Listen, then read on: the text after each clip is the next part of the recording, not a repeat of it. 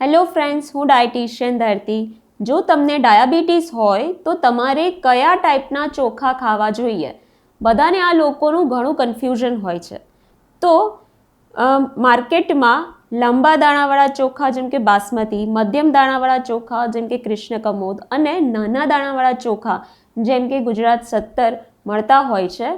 તો જેમને ડાયાબિટીસ છે એમના માટે લાંબા દાણાવાળા જે ચોખા છે જેમ કે બાસમતી એ ખાવા વધારે યોગ્ય છે, કારણ કે લાંબા દાણાવાળા ચોખામાં એમાઇલોઝ હોય છે.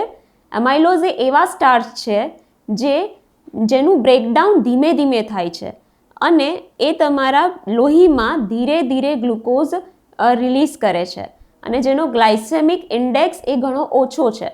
માટે જેમને ડાયાબિટીસ છે એમના માટે લાંબા દાણાવાળો ભાત વધારે ખાવો યોગ્ય છે.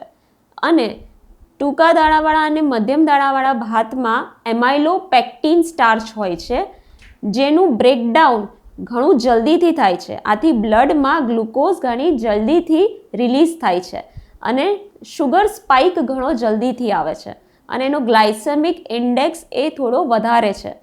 માટે જેમને ડાયાબિટીસ છે એમના માટે બાસમતી જેવા લાંબા દાણાવાળો ભાત ખાવો વધુ યોગ્ય છે, પણ એ માપસરમાં ખાવા જોઈએ. Thank you.